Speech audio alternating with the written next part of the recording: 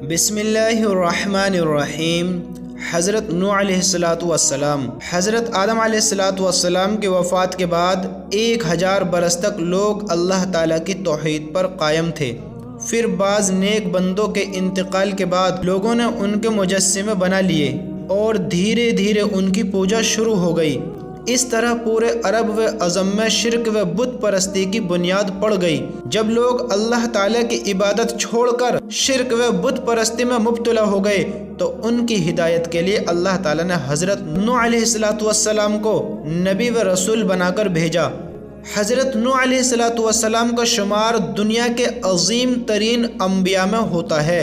وہ سب سے پہلے نبی اور رسول ہیں۔ حضرت ادریس علیہ السلام کی تیسری پشت میں حضرت آدم علیہ السلام کی وفات کے 1025 سال بعد دجلہ و فرات کی وادی کے درمیان ملک عراق میں پیدا ہوئے۔ اللہ تعالیٰ نے قرآن پاک میں ان کا تذکرہ فرمایا ہے۔ بادل، اللہ تعالیٰ نے تیز ہواؤں کے ذریعے بکھرے ہوئے بادلوں کو فضا میں جمع کر کے ایک دوسرے سے ملا دیتا ہے، پھر ان بادلوں کو برف کے پہاڑوں کی شکل دے دیتا ہے جن کی موٹائی سینکڑوں فٹ ہو جاتی ہے۔ ان بکھرے ہوئے بادلوں کو برف کے پہاڑوں کی شکل میں جمع کرنا اور بھاری بادلوں کو فضا میں روکے رکھنا، پھر کبھی ان کو اولوں کی شکل میں گرا کر زمین پر تباہی مچا دینا اور کبھی پانی کی شکل میں برسا کر پیڑ پودوں کا اگانا، اللہ تعالیٰ کی قدرت کی کتنی بڑی نشانی ہے۔ سبحان اللہ۔ بیوی کی وراثت میں شوہر کا حصہ۔ قرآن میں اللہ تعالیٰ فرماتا ہے، تمہارے لیے تمہاری بیویوں کے چھوڑے ہوئے مال میں سے آدھا حصہ ہے جبکہ ان کی کوئی اولاد نہ ہو، اور اگر ان کی اولاد ہو تو تمہاری بیویوں کے چھوڑے ہوئے مال میں چوتھائی حصہ ہے۔ تمہیں یہ حصہ ان کی وصیت اور قرض ادا کرنے کے بعد ملے گا۔ وضو کا پانی کھڑے ہو کر پینا۔ حضرت حسین رضی اللہ تعالیٰ عنہ بیان کرتے ہیں کہ ان کے والد حضرت علی رضی اللہ تعالیٰ عنہ نے وضو کیا اور وضو کا بچا ہوا پانی کھڑے ہو کر پیا۔ میں نے تعجب کیا، مجھے دیکھا اور کہا کہ تعجب کی کیا بات ہے؟ میں نے رسول اللہ صلی اللہ علیہ وسلم کو اسی طرح کرتے ہوئے دیکھا ہے۔ وضو سے بچا ہوا پانی اور آب زمزم کھڑے ہو کر پینا سنت ہے۔ شکریہ ادا کرنے کی دعا۔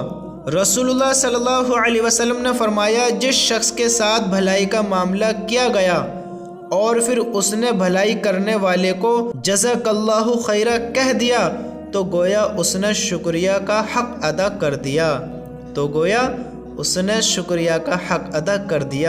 میرے بھائیو، تھینکس، شکریہ، میں آپ کا شکر گزار ہوں، یہ نہیں کہنا چاہیے بلکہ یہ کہو جزاک اللہ خیرہ۔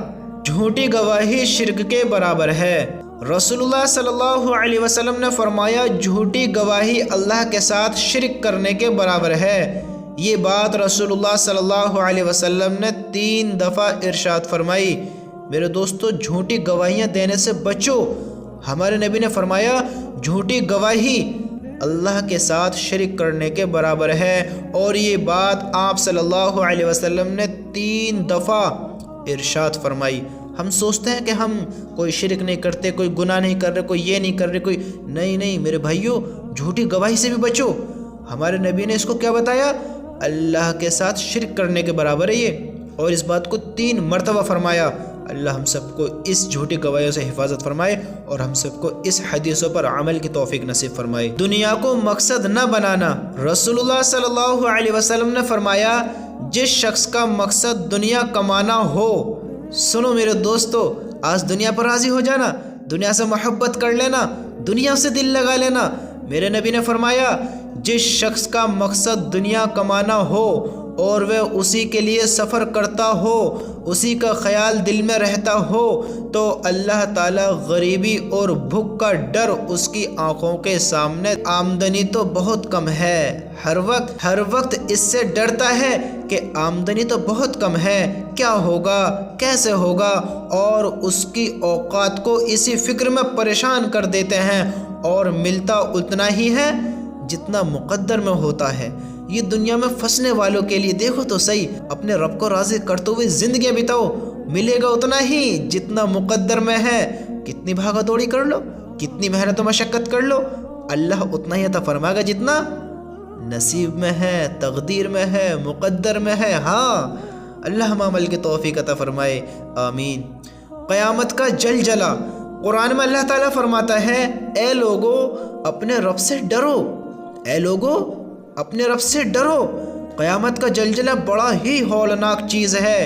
جس روز تم اس جلجلے کو دیکھو گے تو یہ حال ہوگا کہ ہر دودھ پلانے والی عورت اپنے دودھ پیتے بچے کو بھلا دیں گی، اپنے دودھ پیتے بچوں کو بھول جائیں گی، اور تمام حمل والی عورتیں اپنے حمل کو گرا دیں گی، اور تم لوگوں کو نشے کی سی حالت میں دیکھو گے، حالانکہ وہ نشے کی حالت میں نہ ہوں گے، حالانکہ وہ نشے کی حالت میں نہ ہوں گے، لیکن اللہ تعالیٰ کا عذاب بڑا ہی سخت ہے۔ میرے بھائیو اس دن سے ڈرو اور اللہ سے ڈرو، یہ اللہ قرآن میں خود فرما رہا ہے اے لوگوں اپنے رب سے ڈرو۔ جب اللہ فرما رہا ہے تو میرے بھائیو کیوں اس رب کی بات نہیں مانی جائے، کیوں اپنے رب کے حکموں کو توڑا جائے؟ اپنی زندگی اللہ کے حکموں پہ بتاؤ گے انشاءاللہ، انشاءاللہ۔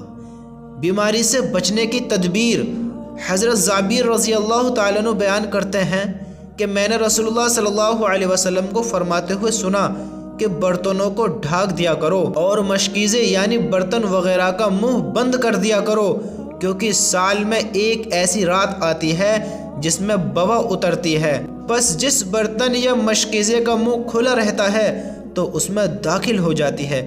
میرے بھائیو جو ہمارے گھر کے کھانوں کے برتن ہیں، جو ہمارے مشکیزے وغیرہ ہیں جنہوں کو ہم ڈھانک کر نہیں رکھتے، ان کو ڈھانک کر رکھنا چاہیے۔ ہمارے نبی نے فرمایا سال میں ایک رات ایسی آتی ہے جس میں بوا ہوتی ہے یعنی بیماریاں ہوتی ہیں، اور جس برتن کا منہ کھلا رہ جاتا ہے وہ اس میں داخل ہو جاتی ہے۔